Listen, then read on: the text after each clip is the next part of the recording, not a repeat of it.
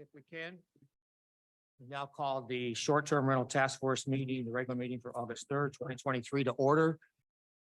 I will make a note that our chair, Holly Anderson, is unavailable. She's on some excused absence today and had asked if I would chair, as I am the chair of the regular planning commission meetings, and so I said I'd be happy to. With that, we will ask for the clerk to call roll. Here. Here. On Zoom. He's on Zoom. I'm on Zoom. Yep. Here. Here. Here. Here. Thank you.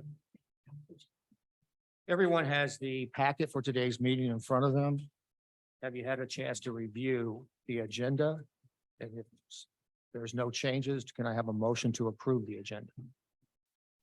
First, is there any changes that are recommended? Seeing none, a motion to approve? Motion to approve. Second. Second. You have to say the Motion full. to approve the agenda. July 20. Or no, August 3rd. August 3rd, 2023. And it was seconded by Kevin. All those in favor, say aye. Aye. Opposed? It was approved. Everyone had an opportunity in their packets that was sent to review the minutes from the last meeting of July 20th, 2023. Was there any additions or revisions necessary to the minutes by any of the task force members? Hearing none, would someone like to make a motion for the approval? To approve the minutes from the July 20th, 2023 meeting. Second. All those in favor? We say aye. Opposed? Seeing none, minutes are approved. Moving on to item number 4, which is our first public comment section. This public comment section is for anyone who is in the audience on Zoom or here in the room to be able to speak on any agenda item that is listed on today's task force meeting. Please limit yourself to 3 minutes when you would come up, introduce yourself, give us your name and address. And again, keep the comments towards anything that's on the agenda for discussion today. Who would like to be our first speaker if we have anyone? And online, if you'd like to speak, please raise your hand.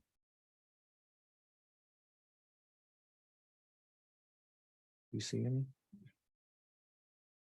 Seeing none, we will close the first public comment section. Moving on to today's agenda for review and discussion. First item is Town Hall Summary Report. Kyle, are you set to walk us through that?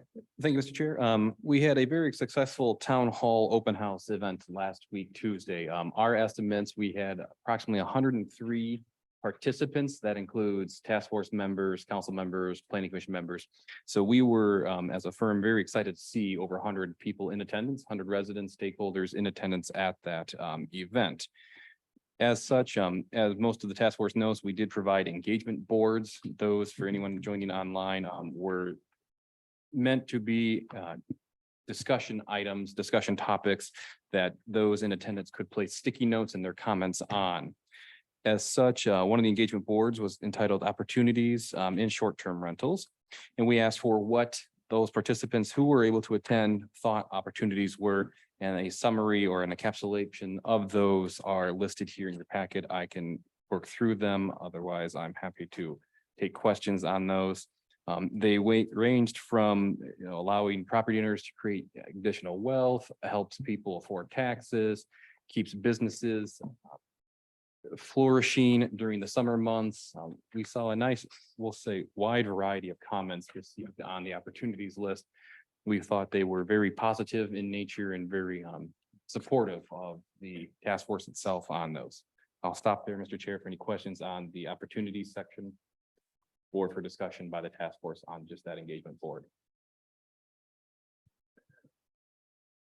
One thing that I will mention, one of the items that's going to be coming up for all the task force is like on item C, where we're going to start discussing to get a feel for what items do we think we really want to prioritize as potential recommendations that will be coming forth. And so when we get to that part of it, some of the items that are listed in here that were discussed, I've also got a kind of got a list and we'll just kind of run through and get everyone's opinion on, do they think that that's important? Because that's what, would they be in support of us looking at that further as an item? But if anyone has any comments currently on the town hall or their feelings for it, feel free to express it. I just want to say that I found it very interesting, the number of people that mentioned they came here to vacation. And then they bought a house because they want to retire here. But they're using as a short-term rental until, they have that opportunity, or people that did short-term rent until they did retire here full-time. I just thought that was very interesting. We would like to know, during on your next page there, page 6 of your packets, the good neighbor policy. Comments were mixed on this one. We did seem to have a good handful of those in attendance who were unclear of what a good neighbor policy is. Mr. Chair, if you don't mind, I'd like to defer to some of the task force members, maybe to elaborate on what those are, seeing how they are utilized in some of the businesses around the town. So with your permission, I'd like to inquire from task force Sure. members, kind of if they could help explain that for the public benefit of what a good neighbor policy is. Kevin, I think both you and Ann brought in some examples. Would you like to take that? Sure, they're mostly just common sense type things, and I shared one of the earlier meetings, kind of what we do, but just being neighborly, quiet. We said 10 o'clock, although I think by law it says 11. But it gives us a little cushion to work on something if there's an issue. And that goes till, what time did I say in the morning? Till like 8 a.m. in the morning. So 10 a.m. 10 to 10 to 10. 10 to 10. See that? Can you see my little cheat sheet? And if anyone still has their packet, it was on page 17 in the June 15th packet.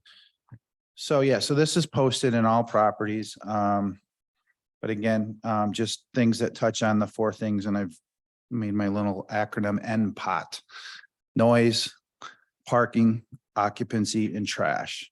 That seems to be the core 4 things that we've heard from the community, and to just do our best to be compliant to that and regulate it and minimize it. I think the biggest thing that came out of the meeting the other day is all these are great. And we can come up and make suggestions to the board, but enforcement is The question. the question. Enforcement's the key. What are the consequences? And who are the consequences? Are they the property manager or the owner? Are they the guests? Those are things we need to help the board to decide. I mean, it's pretty much the same thing, the trash, we've implemented numerous policies. We've hired a kid that goes around on Sunday nights and makes sure all the trash is down on the street. And then Monday night takes them back up. That way we're guaranteed that they're taken care of. So, but again, we do the same thing Kevin does, we print things out, no fireworks, no parking on the lawn, no street parking. Our noise ordinance is the same thing. We do 10 o'clock at night until 8 in the morning.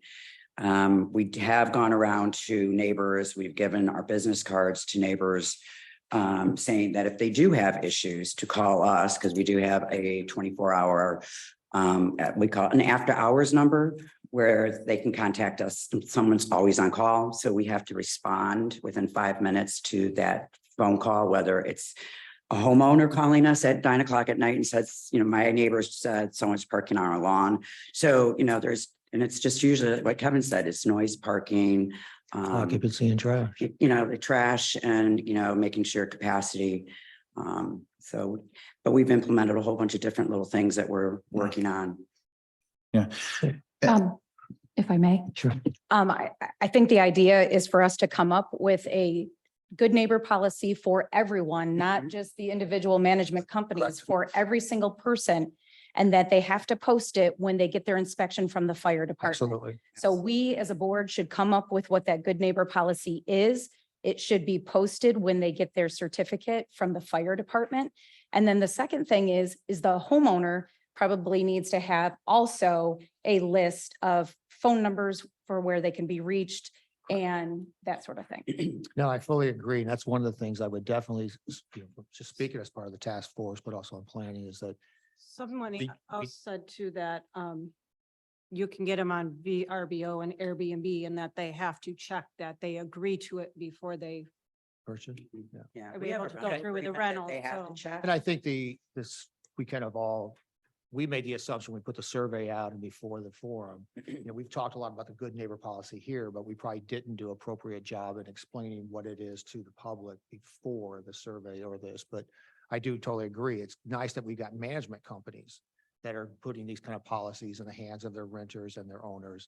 But we don't currently require that everyone, The other and thing that's too- what would have to be addressed by us. The other thing too that we do, and this might be something to be part of, required for homeowners, we send out via email, usually like the day before or whatever, a reminder sheet of basically what, just a reminder, this is, their neighbors, here's a track, so it goes out to them. So even someone who's self-managing will have an email. And so, we figure the more we send it to them, Better off it is. hopefully they'll comply.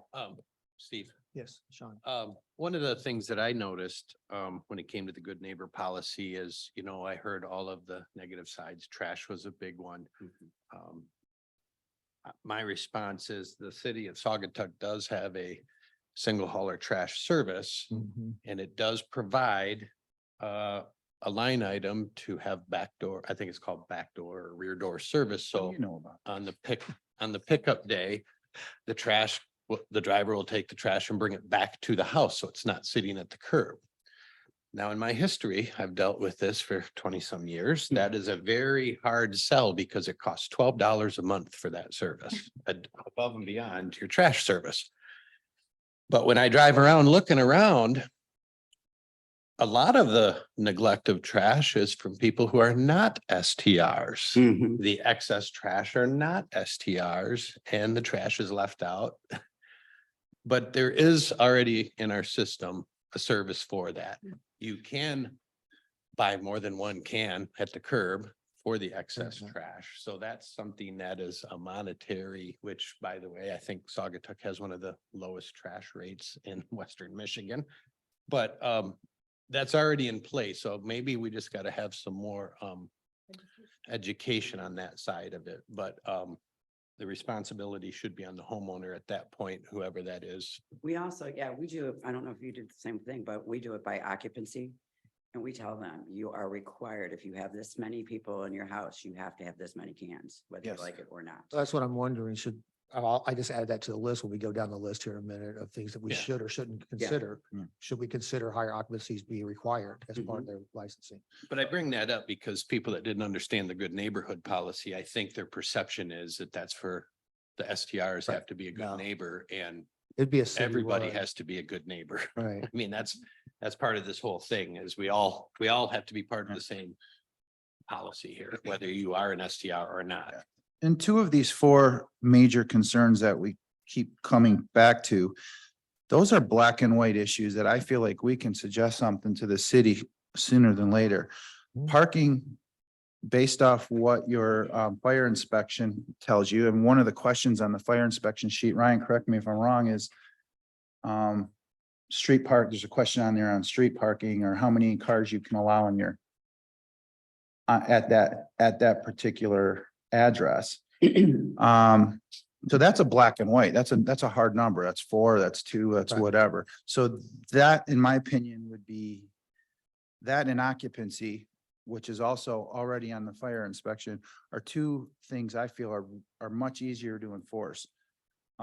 Trash, like Sean said, can be sticky, and noise, in my opinion, it's just mitigate it and do the best you can to prevent it from happening because it's so subjective. So there might be extreme cases out there where it's obvious this is a clear noise violation, but what's loud to one person could be acceptable to someone else. But parking and occupancy, I think I'd like to move forward with that in some way, shape or form and get something to the city. It's on the list. Number 4. Right? With that, Thank you. And then we did have a question on caps that we asked last week. We're still collecting survey data as well. I know Mr. Corey plans on being here in attendance at the next meeting to talk maybe further in detail about that topic itself. So I would like to maybe not address that today. So Mr. Corey is able to attend with us, and then we can kind of touch on the cap question at the next meeting. And then general comments are still down here as well for that. So, and then Emily helped draft a lot of the public comments we received as well. These are highlighted items. They're not verbatim from the 20, I think we had 6 or so residents and stakeholders speak. They are just highlighted items. So we do defer to the city clerk for any verbatim minutes potentially on those if anyone's interested in word for word what was said. Stop there, but that's your public engagement. Survey closes, I think Sunday or Monday, and then we'll start distilling down the data from that as well. And then have a preliminary raw data response for you at the next meeting. Very good. Moving on to the next item on the agenda, regulation objective overview and validity. Ryan, is that you or McKenna? I mean, I can kick it off, Mr. Chair. I think, in discussing at your last meeting, you all kind of identified, your preliminary thoughts on kind of regulation objectives that you were trying to obtain with your work. So Kyle suggested that maybe we circle back to that and have you kind of discuss whether or not you believe that those objectives are still valid after you've, heard the feedback that you did from your town hall meeting. So I'll turn it over to him to kind of take it from here. Thank you, Ryan. So one objective we had listed last week, and I'm paraphrasing here, is that STRs do support tourism in the city. I just want to circle back and see if the task force finds that is a valid statement for us or not. So I'm going to defer to the task force. I don't need a vote per se. I just like to know a consensus from the task force if we find that as a valid statement still.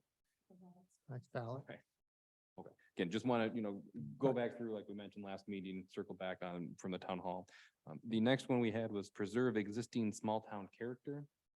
I don't know how the task force feels on that, if they feel STRs preserve it or don't preserve it. I understand that there could be a very broad definition on that or perception, but I still would like to come back to that and see after the town hall how the task force feels on that objective. For me personally, I will say that I think they do preserve in many ways. I know some people talk about the neighborhood feel changing, but the alternative would be more hotels or larger hotels. And if you had a hotel chain with a 2 or 3 story building, whether it's on Blue Star or at the intersection, that changes the small town feel of having people come to town and rent cottages and rent homes. So I actually could see that as still a viable objective. Again, I'll go back to where the tourists are that come into town and what they say and how they say it. I mean, many of our residents that are here came here because they were tourists. Many of the residents now seem to want to have a dividing line of whether you're a local or not a local, which I guess you could argue many different ways, but a lot of tourists that come into town, I mean, they come into town because they love the town. They love how it is. They love that it is a small town. They love that we have the small shops. They love the feeling of it, the vibe of it. And if I had to ask anyone that ever stayed with me, I bet you 10% are looking for a house in town, whether it's going to be full-time or not. 30% probably say they'd love to get a house, but they'd have to rent it because of the fees and the taxes and all that. And many, like was said before, are willing to buy a house, find a house and come here to retire. So I feel it's part of our small town feeling, which drives the people in and drives the people to buy. But at the same time, drives people to move away because some people don't like, I don't know, from the Saugatuck is 10,000, 15,000 a month for 3 months, but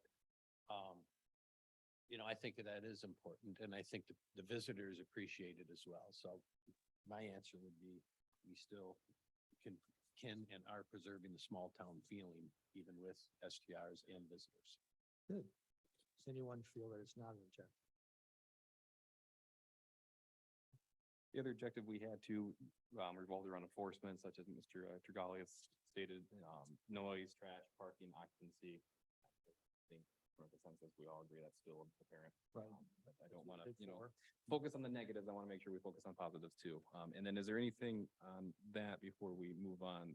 Other objectives that after you heard the town hall and you're able to engage with residents and stakeholders that we feel we should add to our objective list? I want to put that out there just to make sure we have an opportunity in case there's others that we feel should be added, or are we happy with what we've already stated?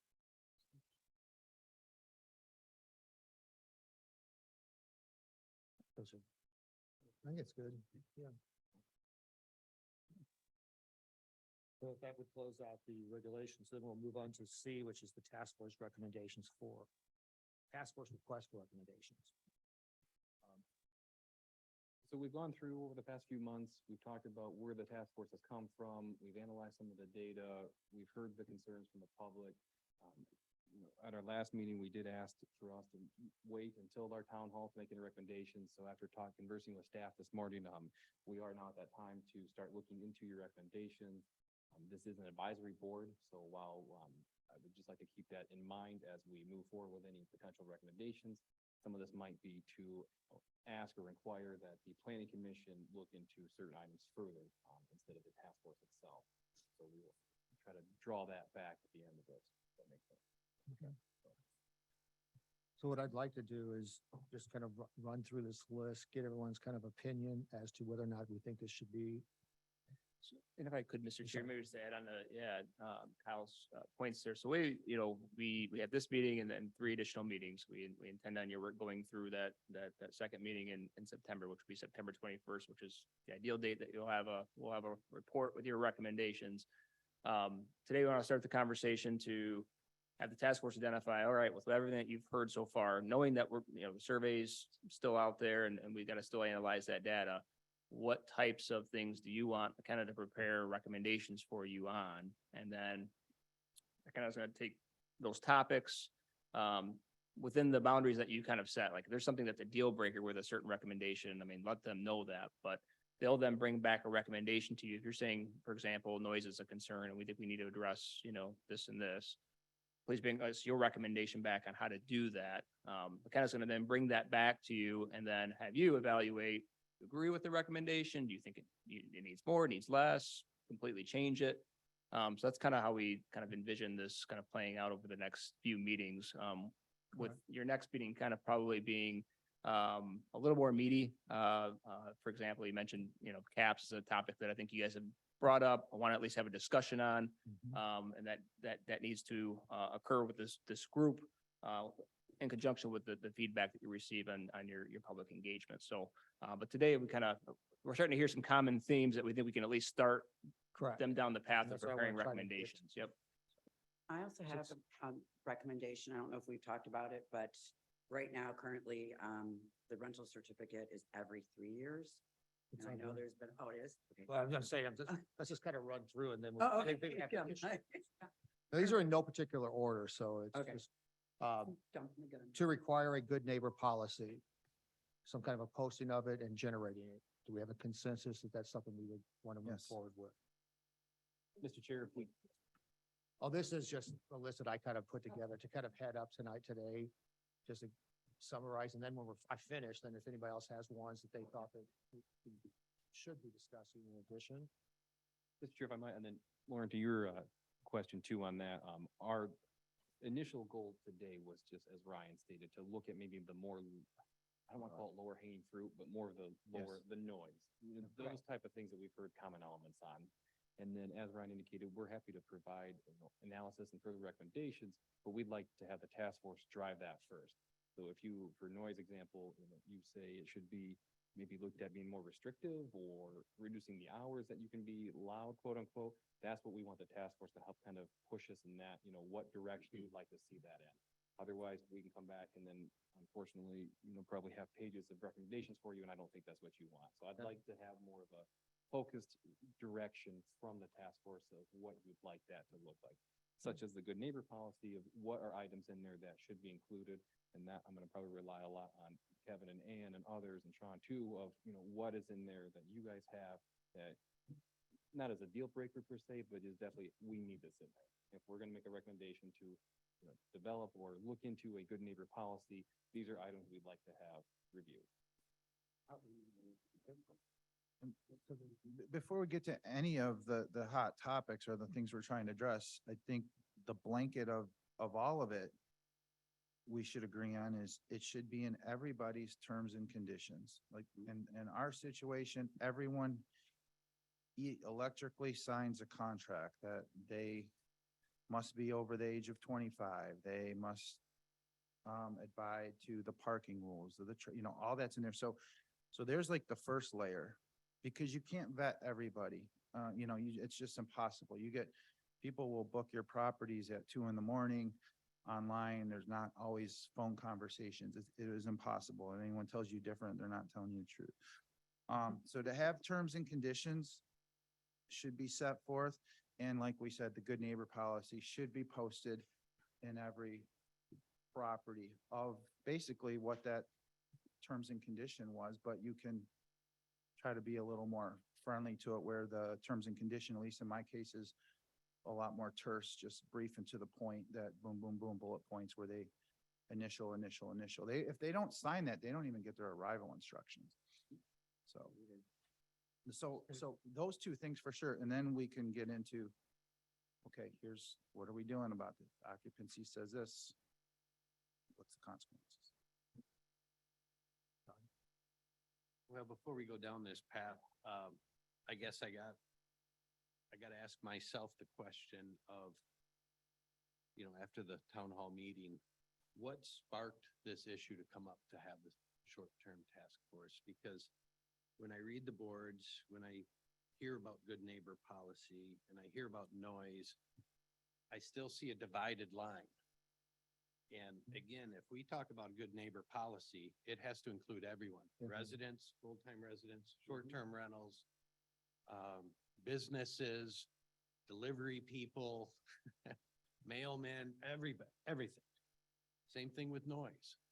So I don't want to have a conversation about how noise has to be different for a short-term rental versus the restaurant downtown or the delivery truck going down the road. And with that being said, as we go through these line items, that's what I'm thinking in my head, going, okay, do we have to carve out this thing called short-term rental? And it's a hard thing to say, it's a hard thing to think about, but I think when I put it all together in the big melting pot of everything that we've been working on here, whatever we currently have in place and or whatever we come up with in the future, the number one thing seems to be the enforcement of whatever rule is in place, or going to be in place, or want to be in place. That seems to be the number one thing. The second question to that is, how does that get paid for? Exactly. So I simplified it all the way down to that. So as we run through the list, which I agree, we have to think about all of them, but I do believe we have to think of both sides of the street, Right. both sides of the customer, which is the property owner. And then how are we going to force it once we say it? Because once enforcement happens, then we have a whole nother problem. It wasn't me, or I was able to do that before and now I can't do that now. But I also feel that spills into so many other issues down the street. And let's not forget, it's also needs to be relative to the zone of where the issue happened. So we need to continue to define it, because Butler and Waters guidelines should be in my opinion, a lot looser than anything on the Hill. Yeah, I Maybe think you the, meant the city good neighbor policy. right, that's what I said. Well, because you can recommend that we have a good neighbor policy for the city, and then it's required that a short-term rental have it posted. Whether it's a short-term rental, provides it when their arrival happens. So you can have a general one, but obviously every house doesn't have to have it posted. But if you are short-term rental, part of your license agreement is that you will have this posted. And I believe like in the short-term rentals, and we can kind of, you can use some of those guidelines. Some of the things that we will probably discuss, should we have regulation, suggested regulations for trash or for occupancies, which are some of the other things that are here on the list that kind of, might as well hit those now, is, like we've heard, some people have made recommendations, or at least expressed an interest in us considering, should we ask for parking permits, in certain neighborhoods during the summer months? Is that something that we would like to have a discussion on further regarding the parking issue? Or we've also had a discussion about if you have a certain level of occupancy, should you be required more than 2 spaces off-street to be able to get a license? Are those something that you would like us to continue? Again, it's different on Butler Street and Water Street than what it is on the other streets. And I mean, I think it's something that should be put on a list, discussed, but eventually I think the list has to. Be pared down. Because what's gonna happen is, like, I was talking with Kyle earlier, we're envisioning, Ryan, you can also let us know that by the 20th of September, when we submit something to the planning commission, it's gonna have a lot of these recommendations. It's not gonna have specifics, because it's gonna be up to the planning commission to kind of say, hey, in this zone, that really is not applicable, unless we're gonna change the zoning in that, that area. But I don't think the task force really has to get into Yeah. that level of Yeah. detail. For the sake of it, I think we go as we are trying to help the most sensitive areas and let the city water that down from the zoning standpoint, but or we're gonna run out of time. I mean, Right. let's like, what's on the hill, R1? Mhm. Let's approach it from an R1 mindset, and then the city can remove this and that because of being in a different place than R1.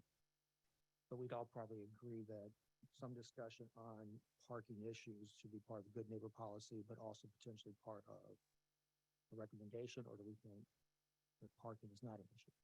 No, I think, well, it's interesting. I've been, even during the week or like checking on houses or whatever. Those side streets are just, I mean, they're jammed, but it's not short, I mean, it's people visiting and Yeah, it's day trippers. it's the day trippers. And, so that's, it's kind of like, how do you enforce that, and then. And that's where you get to, like, if you have permit parking, but then how do you enforce Right. the parking? so, because mean- those streets are crazy. I saw residents from the Hill, R1, drive their car down, park in front of Wicks Park, so that when the band was done on Wednesday night, they didn't have to walk so far to their car. So they took up the tourist parking spot to have a car. That's what I'm saying. It's so two-sided. So I think it's something to discuss if it's needed, but no matter what you say, there's gonna be a happy person and an unhappy person. So I think it's a hard question to just say, but I It is do know tough, but was a- then it as was we're a trying to come up with recommendations, Right.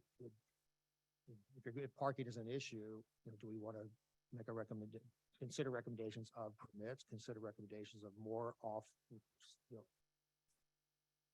the city's gonna have major objections, but. Mr. Chair, if I could also just play advocate here for you a little bit on that. If we were to look at, and this is again very broad, off-street parking regulations, you would want to do kind of an analysis of what is existing currently.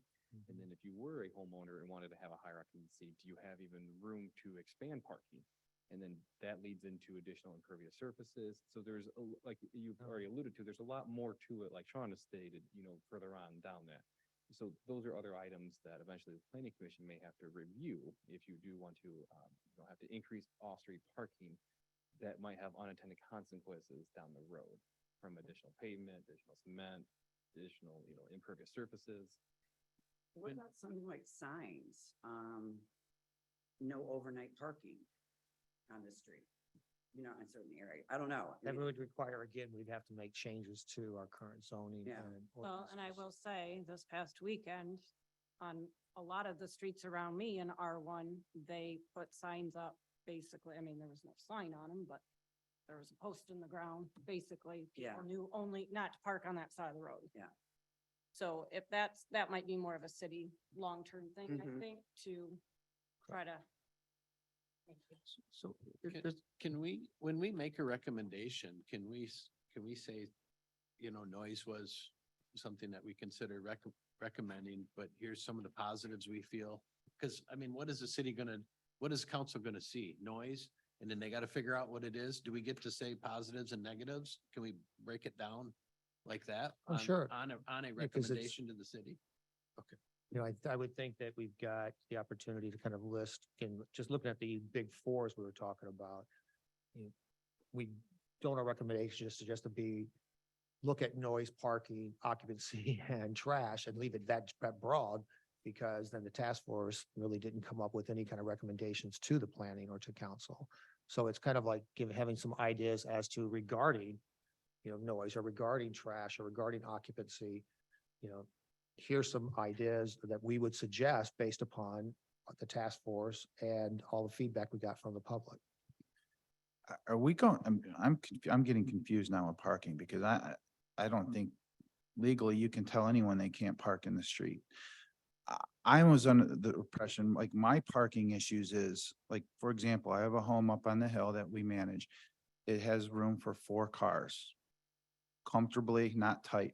It's the 5th car who wants to park on the lawn and the 6th car for that property, which, looks awful. It's an eyesore. That's trouble. Any property we feel there would be a parking issue where they abuse whatever space is allotted to them. They walk in and they have rear view mirror passes. So there's 4 of them at this particular example. Those are the 4 cars that can park there. If there's a 5th car that's part of that party, they can park on the street. We can't tell them they can't park on the street. No one, you can't do that. No different than a day tripper or The only way that can be done is if you have no So- parking or you have. so we're talking about parking at the dwelling, right? Not that we're talking about streets Oh, now. It's okay. like, That's why I was getting confused. So, Well, yeah.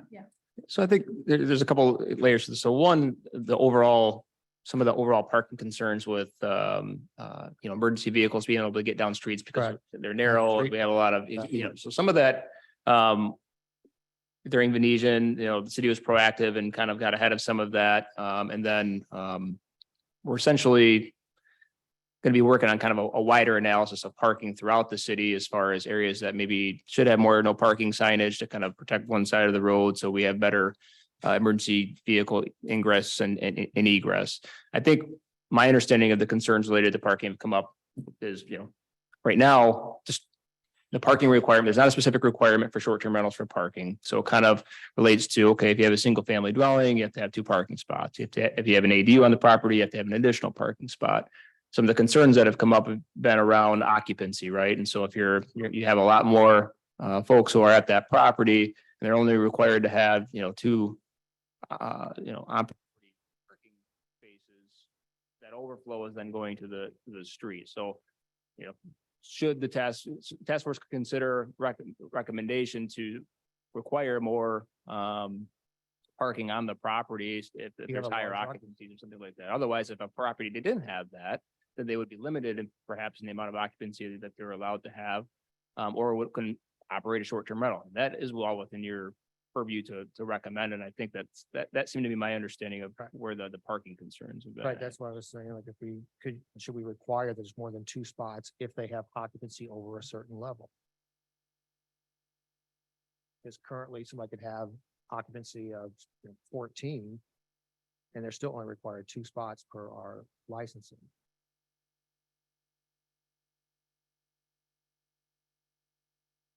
Is that an idea that, In R1, I think it should be considered.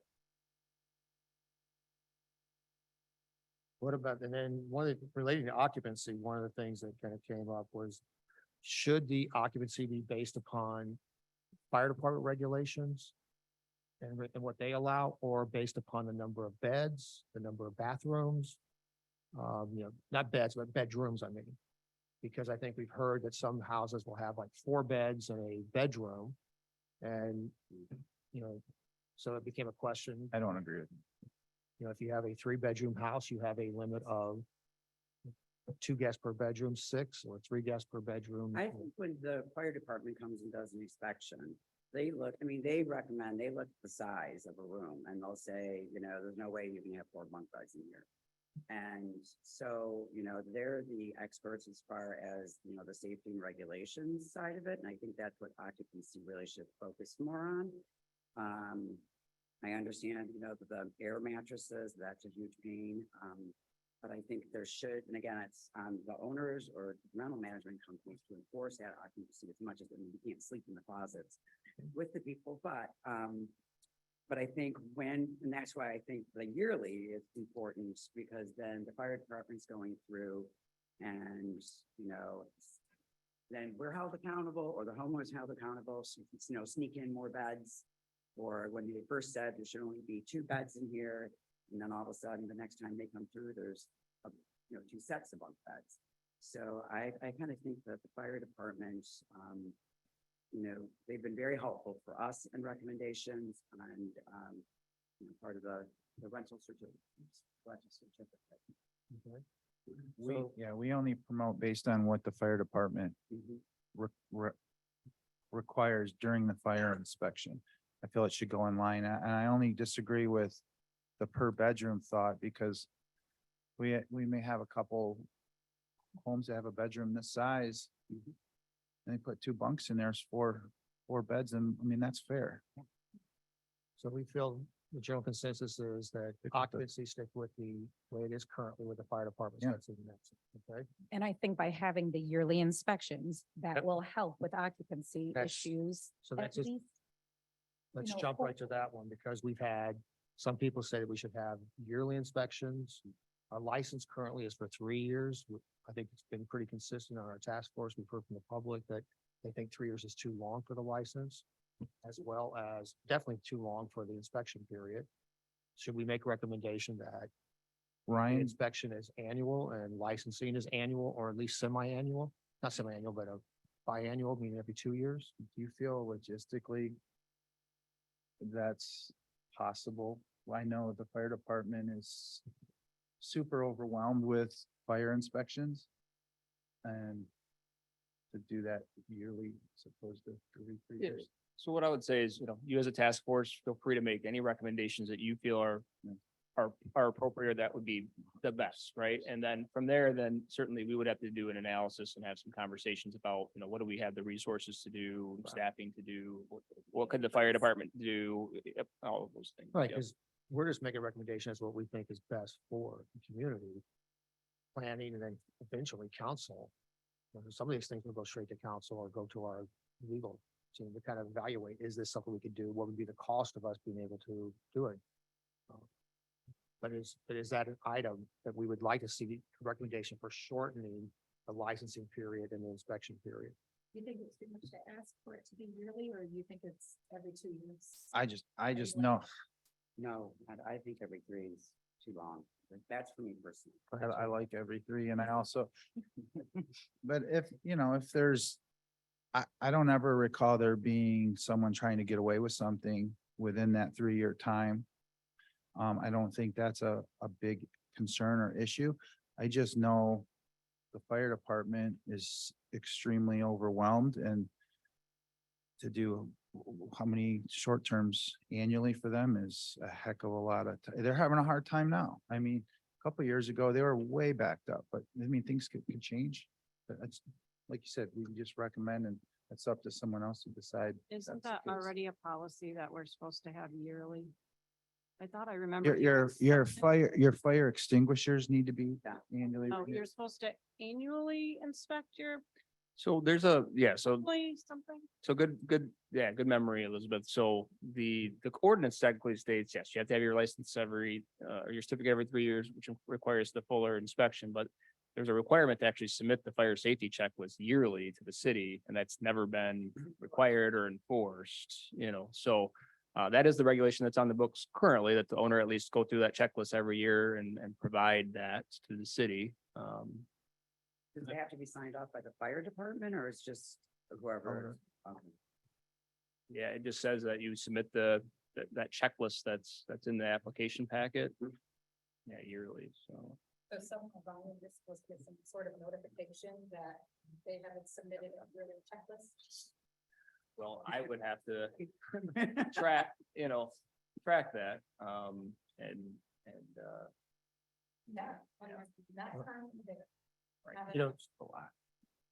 well, we could certainly do that. It's I mean, I feel preventative is always the best. And I mean, if we were gonna invest in the resources, I feel that a yearly inspection for occupancy, your fire extinguishers, I don't know how many times I hear batteries go off at my neighbor's house. Because Right. they didn't change the batteries.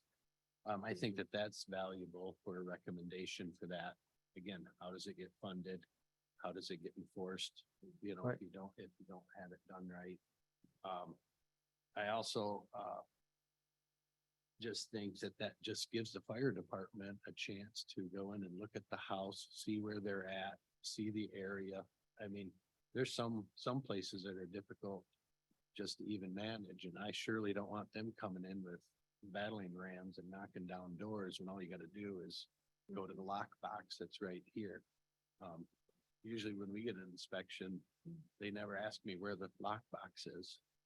And Right. they assume it's in the front, but I've seen it not, a lot of buildings not by the front door. But I just think it's, again, a way to get in front of somebody and just see how it is, but it does take time. But I think that that can be spread out. I mean, I think you can manage it through this many licenses, go out in January, this in February, and try to. It's a big deck Or of an cards. annual or an every 2 years.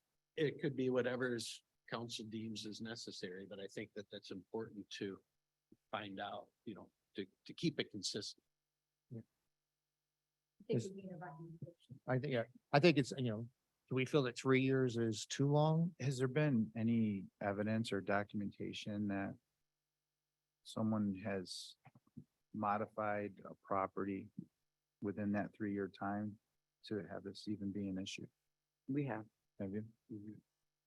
But I think, and we contacted the fire department. They came out and did a reinspection. I think people forget about the fire extinguishers every year. They forget about the batteries every year. They all of a sudden, next thing you know, they close the front door and they got the couch in front of it for the second exit. Simple stuff like that, you know. And I know when there's a change of ownership, that's automatically triggers. Starts over regardless of what year you are in the cycle. So if you're asking me, I like once a year, but Once a year? My own apartment has, while we're building, the fire extinguisher in the build, or where we're at downtown Douglas. It hasn't been fire extinguisher in there since 2016. So it's, They can do the fire extinguisher check, you know, they can do the safety check once a year. And they can go through, make sure some trees are working. And they're so also if you were out- requiring inspection once a year, the license itself, would that be a renewal every year or a 2-year license or its current 3-year? I think we're the only one in the area that has a 3-year. I know, Most places it is. it's 1 or 2 years. One, but from what I've heard, like South Haven is 1 year. And it's $750. And again, when it comes to, I'm sure Kyle would say this and Ryan would say the same thing. You know, our recommendations, because that's one of the later ones here is talking about fees, but fees is not something that we will No, make no, a no, so I was specific. just- Because we'll say, hey, we think that we're going to recommend a fee review and increasing fees or, you know, reducing time periods. But first, you have to find out what all your costs are that you can allocate towards it, because this can't be revenue generating. And so we don't have the ability to say, let's change the fee from $350 to $700, you know, if we can justify it through an audit and down the road after we get more data with planning and then council. Councils are the only ones that can do, you know, a fee change. So then, but on the licensing, should we consider the recommendation of a shorter time period than 3 years to make it consistent with the inspection? So yes, it's pretty consistent. Okay. Regarding, and this would take further evaluation, but it's something that we really haven't talked about in here, but it does come up when we talk about, you know, sending out violation letters or sending out notices for, you know, your annual inspection had to be completed or your renewals and how much time it takes on city staff. It'd be up to the city and city council to kind of determine if they want to hire more people, but there are also third-party businesses that are exclusively have been built to manage short-term rentals on behalf of municipalities. You know, Ryan and I have, you know, had conversations with some. I'm not saying this is a direction we want to go, But that's something to also kind of keep in mind that if we did say that annual, we determine that we don't have the capability, with our current staff, that could be reviewed. There's a company that I'm aware of that, that they handle licensing, they handle renewals, they send out letters. If you had that form that's required annually that you have to complete, they would keep, you would do, everything's done online. And so it would, instead of having a paper come in, they'd have to go online and complete it. It would show hasn't been completed. If not, it'd be a violation notice sent. That's all managed by that third party through their online setup, and that process. There's a cost to that, of course, but then that goes back to, if we're going to recommend increasing of fees at some point, you would make your fees cover that cost. But those are things, that, would we want to have those type of suggestions, as part of this? We haven't really had that because we weren't getting to this part of the recommendations, but I would probably say that's probably one we could have further conversations at a later meeting once we kind of determine. But just kind of be aware that there are those resources that are outside of us having the manpower currently to be able to do it. There was discussion on dual Maryland licenses, having a dual license like some cities have. One license that gives you the ability, if you're an owner and you're there and you're not renting more than X number of weeks per year, like you can, someone have like a 3 to 4 week limit, and then a second license for all other. Harder to enforce, but is that a recommendation that we would like? Because again, we heard a lot from the community that there should be a difference between somebody who's living in their house 50 weeks a year and renting it 2 weeks versus somebody who is buying it and trying to rent it 52 weeks a year. Is that a recommendation that we would like to continue to consider, or do we think just one license is fine? How the heck would we Right. measure that? It's a tough one. That's I think it's gonna be too hard to. Okay. Going for it, but yeah. Yeah, I just don't want to, I don't want to have anybody who said, hey, I made a comment on this and It was wasn't my even- wasn't cousin, even it was discussed. my family member. Yeah. it's just gonna- Um, regarding the good neighbor, we also had talked about having a listing of all violations that we would, and then the related fines being part of like a violation or part of the welcome package, like the good neighbor, and possibly posted in homes. You'd have to see if that's even possible to have that. I don't know legally you can post. What the violation fees are. I But- don't know. That's a lawyer question in my opinion. When you just kind of would take it from your ordinances, it would be like, if there was a noise or whatever violations would be subject, there would be noise, whether if we had a violation for, we don't really have them for parking, but if you say you had a parking, then just have a fine listed. Or we could just say the good neighbor policy is enough. You could put something in there subject to violations and fees. That's really it. Yeah. That's right, yeah. Okay. So that's just one other thing that we would want as part of the good neighbor policy. And that would be, and again, that applies to everyone. It's not only short-term rental. Okay.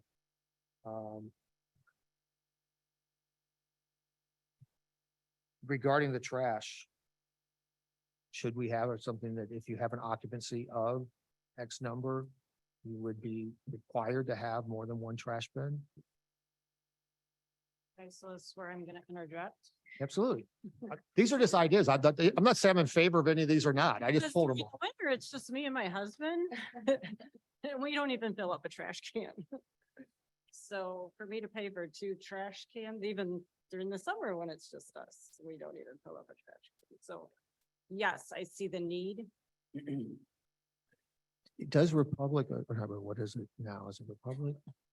Well, I believe. the Do they allow city- seasonal? The city could probably negotiate that within their system, that they could have a season. I think there actually is a seasonal can option that they can get another can. That's why I thought so too. But when they go to do the renewal, they probably can work something out that, hey, this was a concern. We have to make sure we have Or this some of it option. like ours, can you just do additional pickups at residential too? That's tougher on residential because they're what I only in town once. I think the contract says they can only come in town once for Okay. residential, but, that could be addressed that way too. Like for a just- seasonal. But I guess before we can ever have it addressed by planning or council, it needs to come from us as a recommendation. would we recommend the consideration of additional?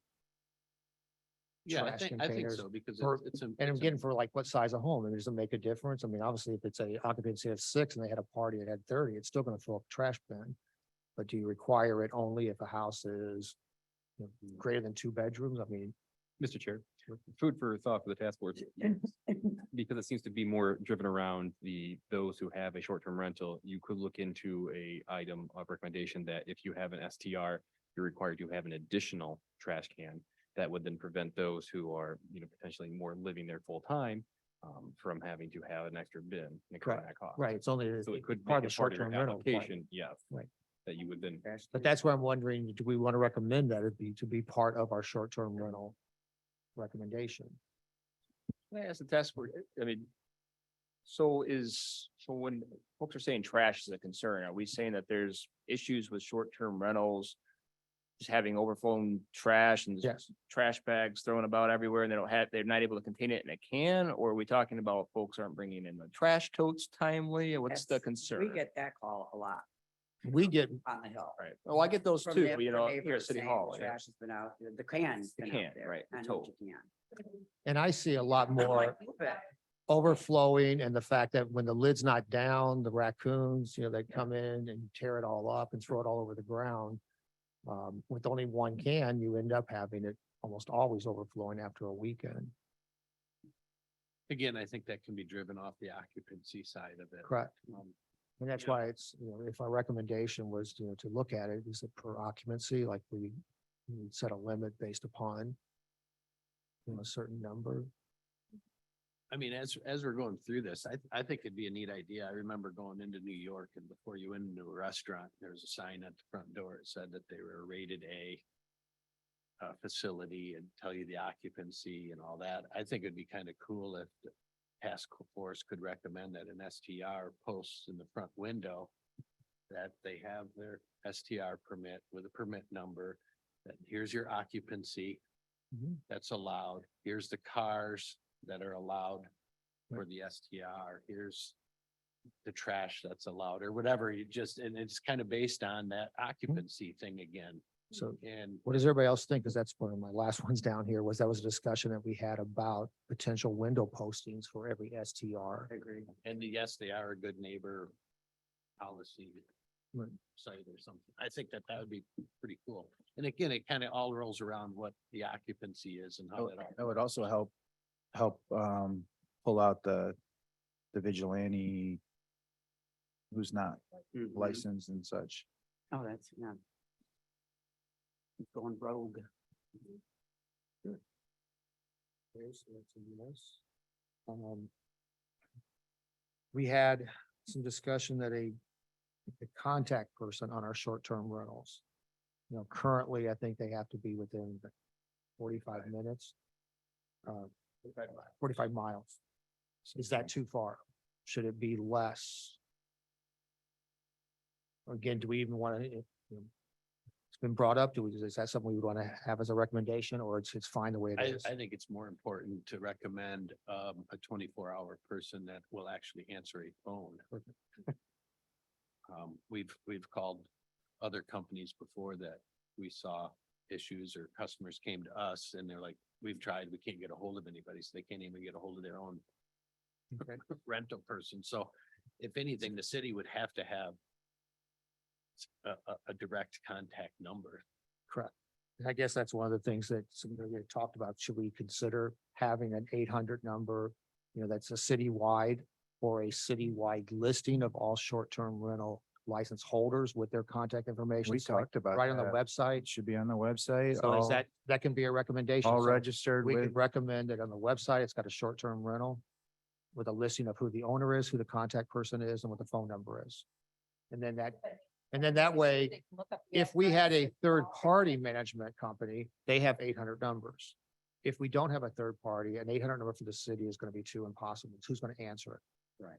So we have to kind of, down the road, somebody's going to make a decision how we're going to do it, but. yeah, the company But at or a the minimum, person I think managing that should we be should- posted. But I like the idea of having it on the website to where it's part of your agreement that if you get a short-term rental license, you are understanding that your name, your contact, and your phone number will be listed on the website. So that's a recommendation we like, okay? Yeah, if it's a property, in my opinion, if it's a property managed by a company, it should just be the company. I don't think it's necessary to have the home. I would totally agree with that. Yeah. owner. Yeah. Yes. Yes, which could also help encourage. Now this one, I really like this one, so hopefully other people do. When the discussion came up about the Airbnb and VRBOs requiring that to have a listing, you have to give them your license number for the city of Sagatuck. I like And we have verified every one of our license has a number and Ryan has that is. Regarding violations, there's been the conversation saying that if somebody has 3 strikes and they're out, then should we consider something like that as part of a recommendation to have? Yeah, we need to define what those strikes Accountability. are Yeah, and and maybe be like a year or. I mean, that's the big enforcement thing Yeah, we've been that's- talking about is we gotta, Or does it go across the review board to review it? I mean, you gotta let the people defend themselves, you know? Could have been Right. somebody called in the wrong place. I don't- Correct, because that's where it's like violation means that they was actually issued a fine versus a complaint. Yeah, we Now, had. 3 complaints is not going to be something I can Right. quite recommend, but 3 violations. You're correct, because we had a call that the neighbor got a call from the middle house is the rental. The neighbors on the right side called to say that the neighbors renting were letting off firecrackers and were up till 2 a.m, but it actually was the homeowners on the left side that were doing it. So, she's like, can you please call the people? And we did, but they're like, that wasn't us. We were gonna call you and complain about the homeowners next door to us. Well, what's interesting is you heard that during the public forum, Mhm. but yet when the police department comes in, we really have never had a situation where anyone has had 3 violations, violation fines occur.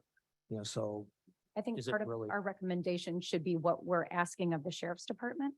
Mhm. Are we asking them to warn them on their first, and then if they have to come back, then they're issuing them a ticket, the actual Right. people That's who the are renting violation. the house, if they should get a ticket, if they've been warned once, and if they have to come back, then a ticket could be issued. And I just feel like if we have a conversation and a recommendation to the actual sheriff's department on what we are asking of them, I feel like that's what we need to do. Okay. I like that too. Yeah, just so we're kind of addressing. And then I think we've discussed this ourselves, like we were talking about earlier. I did have down, the actual recommendation for reviewing the fees and potentially increasing the fees to be make sure that we're covering the expenses of the city or any third party the city would employ. We all in agreement that should be reviewed and considered. Yes.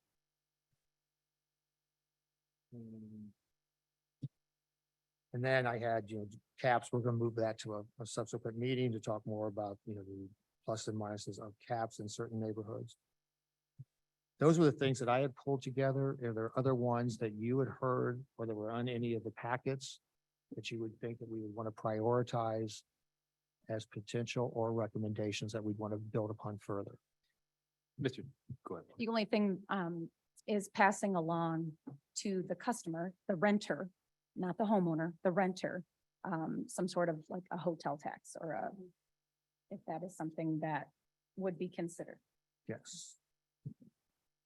That one, I think, Ryan, won't we have to have that discussion with our legal counsel? Because from what I've read, we have to be careful on how we do the tax and what we're allowed to tax. Aren't they already doing 5% CBD then? No, it's only certain sizes of, Oh, you're talking, you're talking, yeah. So, yeah, so if the task force would like us to do some further analysis on that, we certainly can. And I can get with our legal counsel to see if the local municipality has any ability to do that. I know there's some legislation that's being discussed that would look at, some sort of hotel or lodging type taxes for short-term rentals in the state, as well as an option for a community to actually opt into an excise tax. So That's making me think that maybe there's not some local options for some of those things now, but we can certainly double check with our legal counsel and report back to you on that. Yeah, because, but again, I think. And Ryan, I am on the call. I'm having some technical difficulties with my computer, so I apologize that I don't have video. That isn't specifically an issue that we've examined yet, but that is something that we can look into and present to the task force before the next meeting. Right. And this Yeah, is to because I do think subsidize- that it's something that we want to consider. Again, these are recommendations. We can't say, hey, let's put it, X percent on it or something, but. Mr. Chair, one item that Mr. Corey and I have discussed offline a little bit as well as we hear about the occupancy concerns. The task force has, decided to, or recommendation to set it by the fire department standards. However, you could also look at a recommendation, and we want to put this out there, of limiting occupancy as well. So besides the fire department looking at, does that need to be limited further? That's true. If the fire department says you can have 16 in the home, is that too much for the neighborhood? So just food for thought, maybe at the next meeting, we can look at that further. As occupancy has been brought up a lot, we wanted to put that out there to the task force of maybe setting a occupancy limit regardless of what the Of the fire home. department may say. Do you like that idea? Right. I mean, it's basically saying that somebody said you can, no matter what size of house you have, you can't have more than 16, but it'd have to be a number that would be large enough that it would affect very few, I would assume. Okay. I think it's We'll gonna think be about that. weeded out. If there's issues at the house, then it's gonna be addressed. I guess if the task force is interested, we could at least, I'm happy to circle back to the fire department. It's been a while since I've had some discussions with them on, I know occupancy was kind of some concerns of theirs, and they actually were kind of wondering if there's some possibilities to make things simpler than the local property maintenance code. So if you're willing, open to kind of hear some feedback from them, we can at least see what their thoughts are. Doesn't mean that you have to recommend any changes. Right. But we could at least gather their inputs. I think it'd be very valuable. Do you all agree? Because it's like you, Kevin had said, we're in a situation where if you try to limit it based upon number of bedrooms, or somebody else had said bathrooms, every house is so different. If you've got a bedroom that's 10 by 10, and somebody else is renting a house, their bedroom is 16 by 20, then. But yeah, it would be interesting to see what the fire department says. Or at least get some information from them as to, and I think it'd be helpful for the task force to make it to planning, because otherwise it's gonna come to planning, and then we're gonna ask the fire department. So they're gonna get involved one way or the other. Others. And we can kind of summarize this list, because I realized I had it kind of written, but in the minutes or to everyone.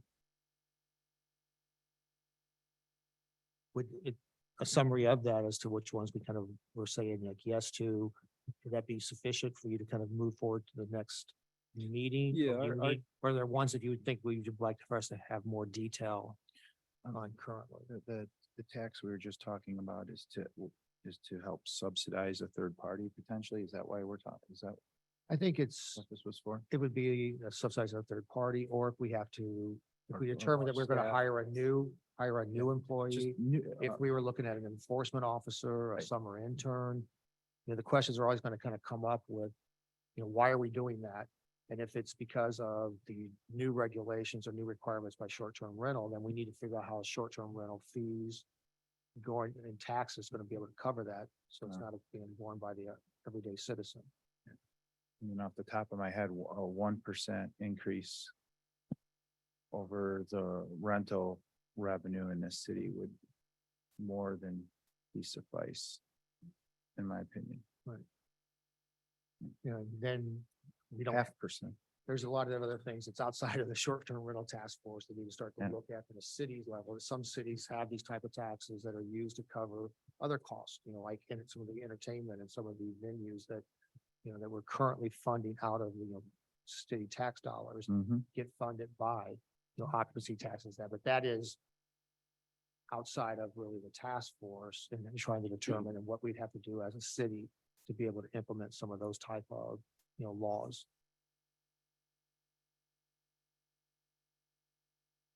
Get back to your question, though, I do believe we have enough, at least on some of your recommendations here, to categorize those into a review memo and then start to kind of lay out, what your topics were. So we list out the topics and then kind of what the thought or recommendation is on that.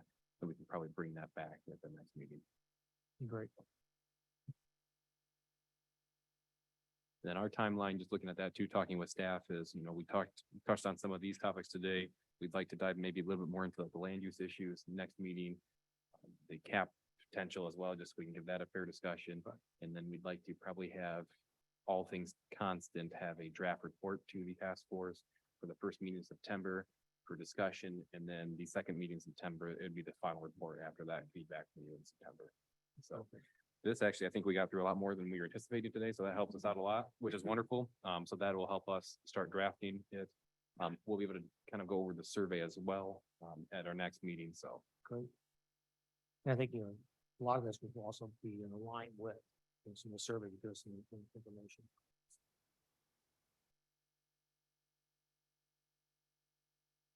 Any other items related to our recommendations or discussion around what we would find either acceptable or not acceptable? If not, I'll go ahead and. Are you good? Just the thing on the, people leaving their garbage out, is there any, should we have the city like slap a ticket on if it's been out there for 2 days or like? we just That don't- needs to that's apply to the everybody again, too. Part of it, we just, are we issuing any kind of a ticket, a sticky on there? You've been issued a ticket. Yes, we do have stickers. We have stickers that we can put on the cans, that are made up to kind of notify them of the regulation that, hey, it has to be removed after the trash is collected. A lot of times try to send a lot of letters to educate, and typically we gain compliance that way, but there have been occasions when folks don't comply with a warning or are still, we're having a similar issue where we are issuing citations.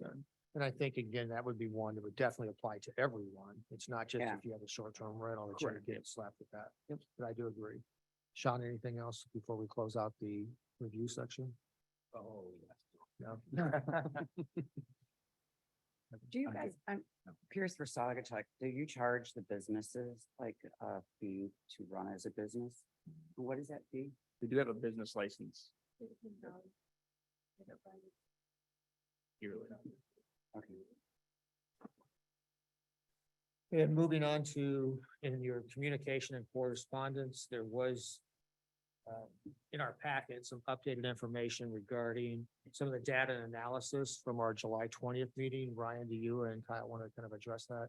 real Yeah, quick? well, yeah, so what we provided in your packet was kind of, you received that at your last meeting, but it didn't make it in the meeting packet in time. So we wanted to make sure full transparency that the community could see that as well. And I know there was a lot of questions about data at your last meeting. We've been kind of diving into some of the concerns and working on some, I think we've identified a lot of the issues and working on some cleanup.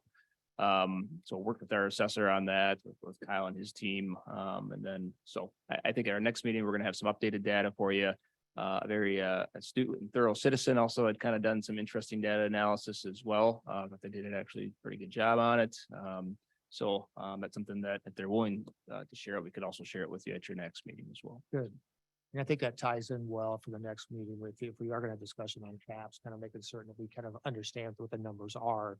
And so that whether it's caps, like, I know we some of us had conversations, if there was to be a discussion, is it based on existing households? Is it based on parcels? Is it, so those numbers would become important as we start to have any conversation about, even if it's to be discussed or considered. There's also a correspondence that was in the packets from Patricia Rochford as well as Christina Wood. And so those are available in the packets for all of you to read, as well as anybody who wants to see it online, because all packets are posted on our website. Which then closes up communication, which takes us to our open public comment section. This can be a public comment on anything before the task force, regardless whether it's on the agenda or not. And we welcome anybody to come up to the microphone here in the room or raise your hand if you are online. Again, limit your conversations to 3 minutes. And when you come up to the podium or speak online, please give us your name and your address and city. That'd be fantastic. Thank you. Anyone in the room would like to come up?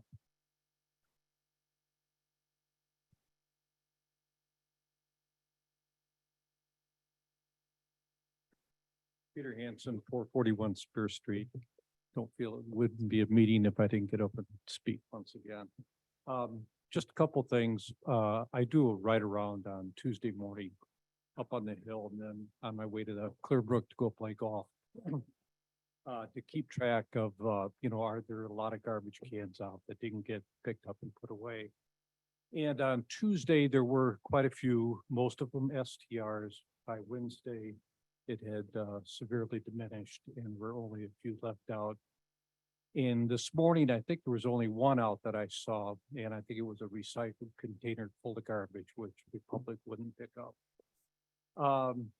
Another thing, I did rent a vacation home the week of July 4th for my family. And I just relooked at all of my arrival instructions, and there wasn't one comment in there about good neighbor policy or a quiet time, or there was absolutely nothing. So I know you folks are adamant that you do it with yours. This particular one, there was no mention of it at all. So it would be important if we have this policy that everybody has to use it. Thanks. Thank you. Anyone else in the room? We have one more. Please come forward.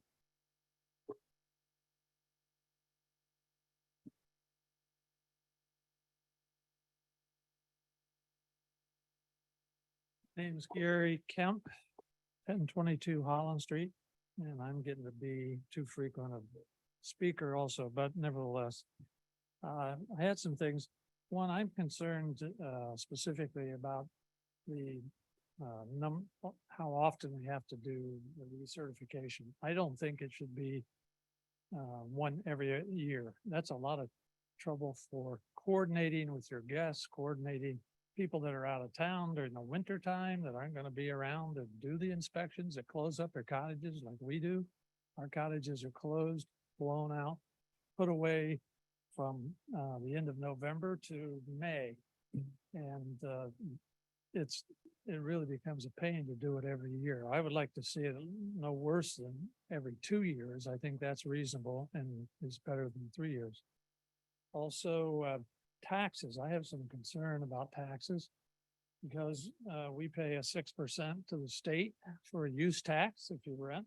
Everybody's supposed to pay that. If you're renting your place, you pay a 5% CVB assessment. If you're part of the CVB, which we happen to be, in which all the property management companies pay, you're supposed to be paying on all the houses they rent. So you add another tax on top of that, and now suddenly we're at 12, 13% additional taxes on top of cleaning fees and all the other things, which makes it a real, very expensive thing and is going to hurt rentals in Saugatuck if you're not real careful, because these taxes are getting out of hand. And violations and fines. I didn't hear a lot of discussion on that, but I am concerned about who's going to be deciding those things and what those fees are. So I think you need to spend some time in this forum getting that information out to people and making sure as to how all that's going to work and what those fees and violations and how many are going to be. So those are my concerns just based on the discussion today. Thank you. Yes, thank you. Anyone else in the room at this time? Mark?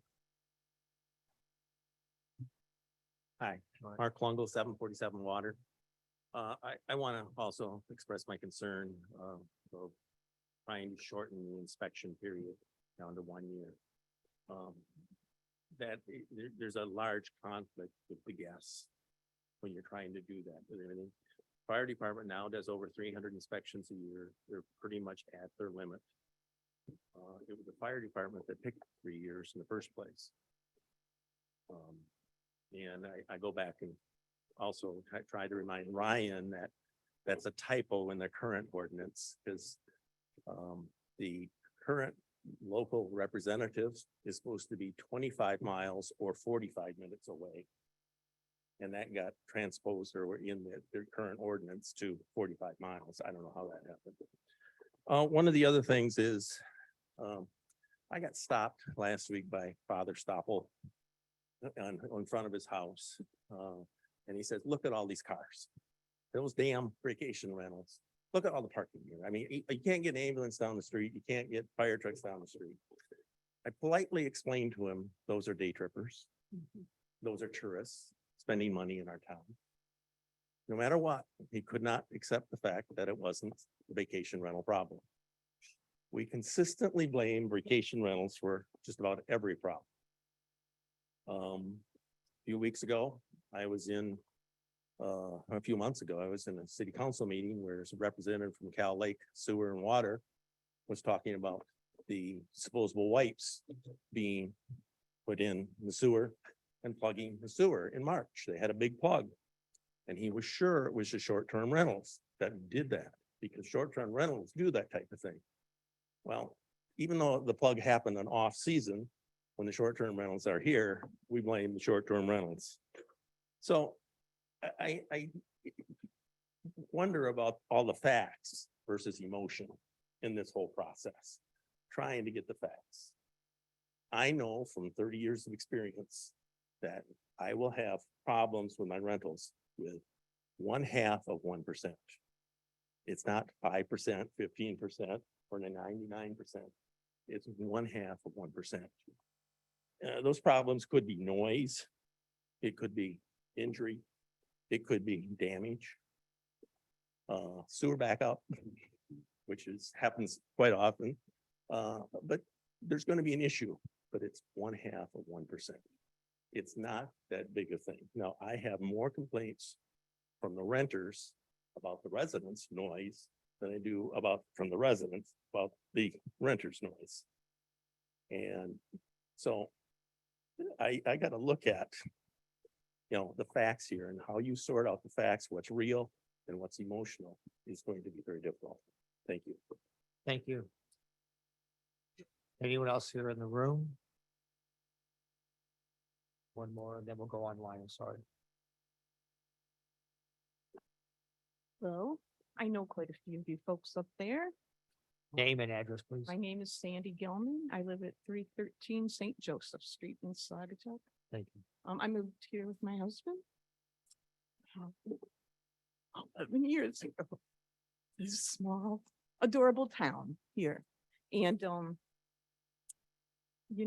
I've watched Kevin's Bella Vita grow from the little makeup and hairstyling and spa salon there to all your vacation rentals. I think that was like 2008, maybe. It was like when the real estate had tanked, that time. Because I know my husband Derek said they are brave souls for starting this now. And I think all of you folks that have businesses here in town have, done so many wonderful things, brave souls. And I think as far as blame goes, that this gentleman was saying, there is blame. And I feel like as a person that lives here full time, I'm like being put down for being against short-term rentals. And I don't think I'm so much against short-term rentals as much as I am for the city of Saugatuck. And I guess is the goal to just have all short-term rentals here. And I guess what's the benefit of that? As opposed to having a mix of some short-term rentals and enticing people to move here full time. Let's get some doctors and nurses and lawyers, maybe not lawyers, I'm sorry. But let's keep our community, because that's really why people come here. A lot of people come here because they love the small town. They love our small town Saugatuck. And I think that parking seems to be a huge issue. I know I park over on my grass for all these years, but you know what? That's part of it. That's part of living here. So maybe we should look at parking as an issue. Like, do we need a parking structure somewhere? We need something to help, because it affects not only residents, it affects tourists. It affects people who work here.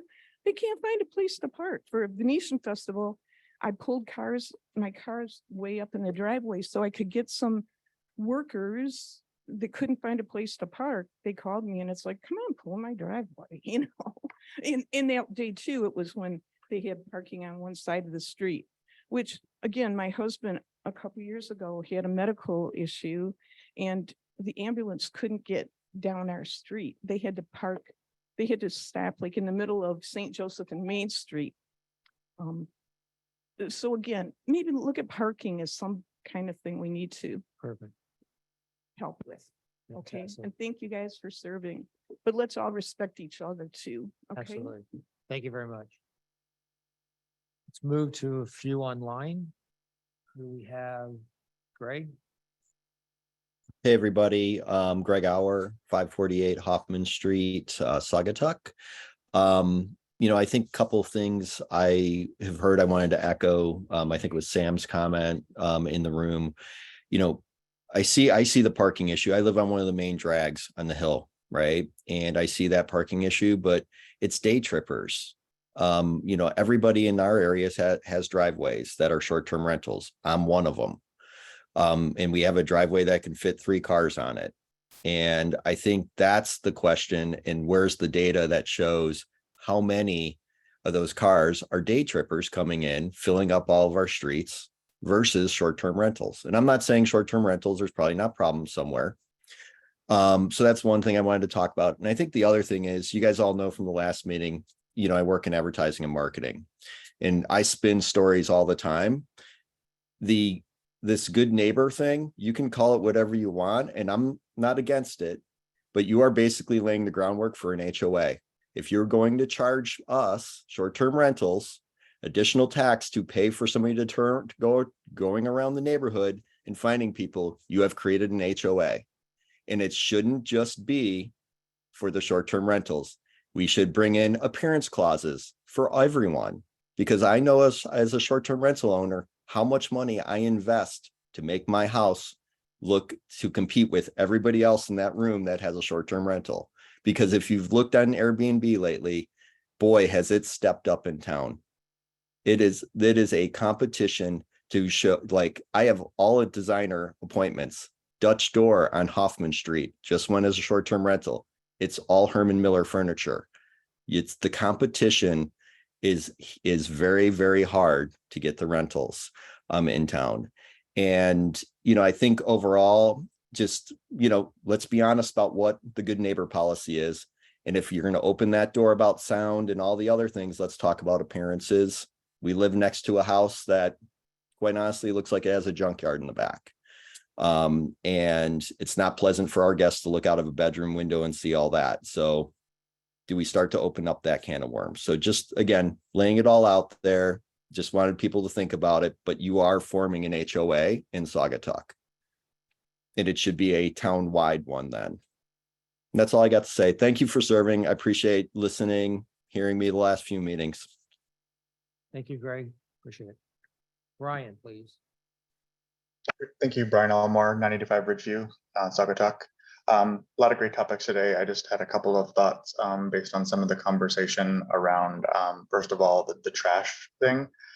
Just something you may want to consider is, realistically, right now, recycling only gets picked up once a month in Saugatuck. During the peak season, it doesn't matter if you have 1 or 4 recycling bins. There's just no, if your people are recycling, which a lot of people really want to do that, once a month is just not it's not a feasible number of times for that to be picked up. And it might also reduce the burden on, the other trash can, to where you're not having to get 2 and 3 trash cans. We do have 2 trash cans. We have 1 recycle bin, and it's full after 1.5 weeks usually. And so it sits full for the remainder of the month until it gets picked up. The other talk around recertification, I just wanted to throw it out there to maybe clarify between recertification versus renewing license. As a short-term rental owner, I would be perfectly happy to renew my license and pay a fee and, check off some boxes on a form to say I've, done certain things or whatnot, once a year.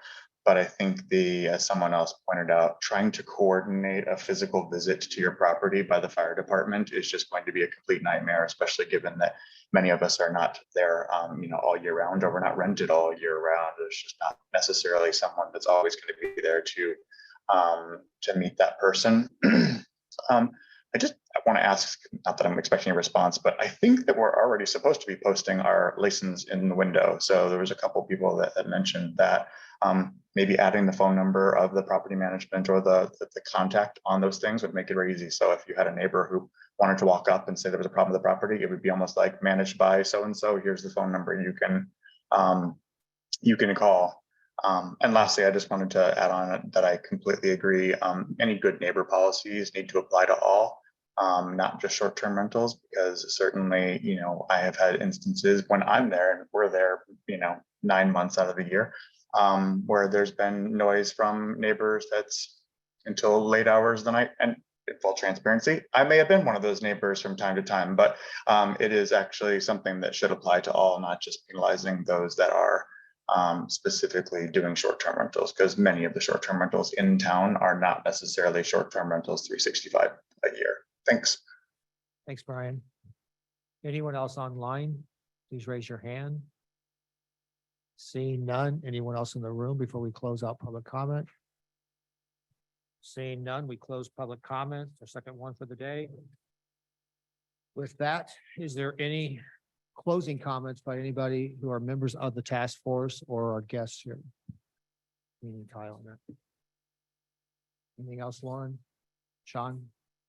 I just wanted to say, I guess I was pretty impressed with the 10% turnout at the town hall meeting. That's very good. That's a pretty good turnout out of all the surveys I've ever done in my life. But I still want, I guess, to be clear that from what I saw, the boards, we're kind of like a 50-50 split. So we're talking about the big word change based on 50 people out of 1,000 people from where it is today to where it may be tomorrow. So I think we still have to be conscious. There is 900 property owners-ish that didn't care, didn't have the time, didn't want to show up, didn't want to say their opinion, are fine with exactly the way it is. So the majority still lies into 900 of them didn't come and voice their opinion. So I think we just got to keep that in mind too with all of this as well. Anything? Kevin? Ken? No, I think that I was impressed with the numbers. I want to appreciate everybody on the task force who was there. I definitely, our chair who couldn't be here, Holly Anderson, Ryan, and the city team, McKenna, because a lot of time did kind of go into the preparation for that. And I think it kind of showed, and people, did respond. And again, the comment boards and stuff were up here. One of the takeaways that I kind of had, and I think we all kind of felt at the end of the night, was that there did seem to be a consistency, that there's some of the things that we're talking about right now of, it's look at what we currently have, determine if we can kind of tighten it up, try to prevent certain items, have maybe a little better accountability, a little better enforcement, but that there may not be, a need for these significant changes. We'll kind of be getting in more into that. But that kind of came across even with that representation of, the 100+ people, that were there. I felt that it wasn't extreme on either ends, so I thought that was a good thing. And there was a couple of comments that came out. So on the board, which is true, that they were saying, that because it was during the week on a Tuesday evening, that sometimes some of the people who possibly would be owners that might have a voice, didn't have an opportunity to come because maybe they weren't here. But at the same time, that's where the surveys have been out there. And so hopefully we'll hear from all of those. And so again, the survey is still open for anybody who is listening, who hasn't had a chance, and that will be closing at the end of this week. And I look forward to seeing that at our next meeting. But with that, I will ask if anyone would like to have a motion to adjourn. Motion to adjourn. All those in favor? Hi. Anyone opposed?